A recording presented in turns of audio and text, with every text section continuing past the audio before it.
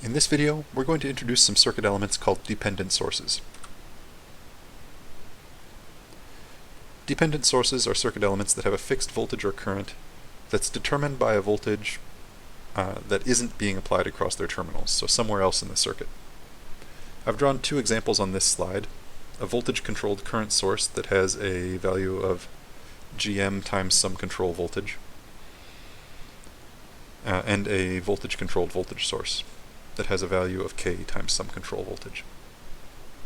Gm is called the transconductance of the dependent source, and the word transconductance is a terrible portmanteau of transfer and conductance. Old-timey electrical engineers really liked terrible portmanteaus, but they were usually talking some sense when they made them. In this case, Gm has units of conductance because it turns a voltage into a current, and it transfers the effect of that voltage from somewhere else in a circuit to this element. I've also drawn a voltage-controlled voltage source on this slide. I've drawn its governing equation next to it. Current-controlled voltage sources and current-controlled current sources are also things that exist, and they'd be described by different governing equations, which are usually included next to the element on the schematic.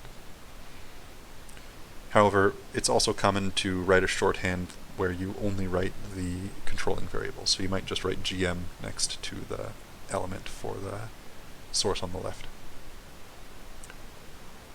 Dependent sources introduce some tricky problems into our other analysis techniques because they can create unusual dependencies in our circuit matrix representation. As a result, it's not always safe to remove them with superposition. They're also neither resistors nor power sources, so techniques that rely on equivalent resistances don't work well with dependent sources. Taking all those facts together, the only surefire way to analyze a circuit with a dependent source is to apply a test source to it.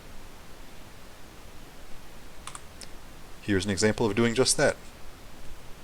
I've chosen to apply a test current source to this circuit because our test source is in parallel with the dependent current source here, and by applying a test current I can add their currents in parallel. I can treat them as sort of one term.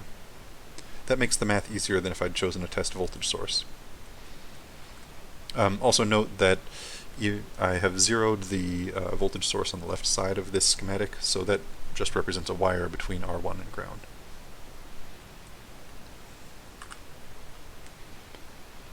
I start calculating the behavior of this circuit by finding the value of V2, which will let me write much simpler expressions for the test current source. In general, trying to isolate the control variable is a good plan when you're analyzing circuits with dependent sources. I do this by noticing that all the current from the parallel test and dependent sources will flow through R3 and then split between R1 and R2. So these two sources generate a current, that current becomes I3, and then it splits here. And it's going to split according to a current divider. So I can say that the I2 branch of the current, which we note is equal to V2 over R2, is a current divider times our combined input current. You can rearrange this equation by cross-multiplying R2 and then gathering terms. And finally, you can express V2 in terms of I test. And I simplified this expression by taking this R1 R2 over R1 plus R2 and rewriting it as R1 parallel R2.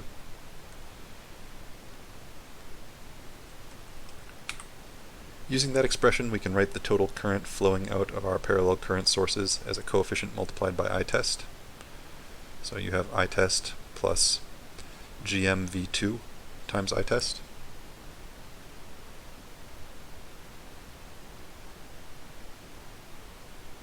Excuse me, so you have I test plus Gm times some coefficient multiplied by I test.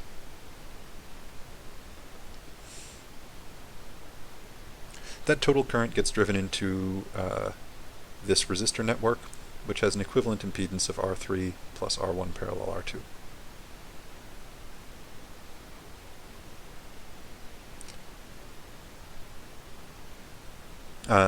By multiplying this current By that resistance, we calculate the voltage V-test, which means that we are done with our analysis. If we were just to divide I-test off on this side, so that we had V-test over I-test, we would have calculated the Thevenin resistance.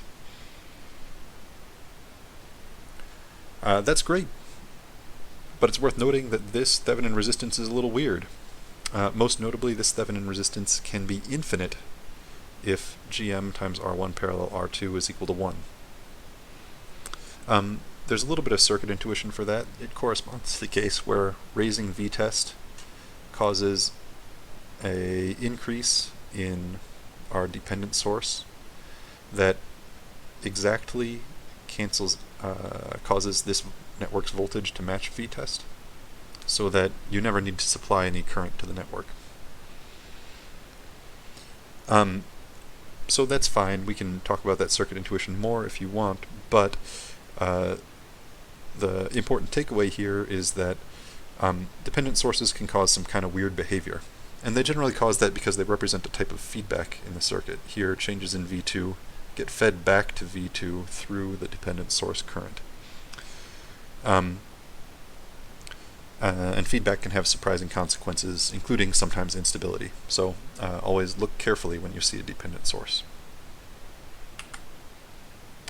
So, in summary, dependent sources have their voltage or current set by a control voltage or current source that's somewhere else than their terminals.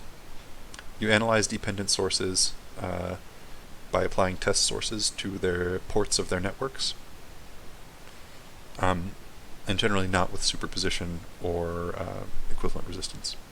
And finally, dependent sources can do some weird stuff, so watch out.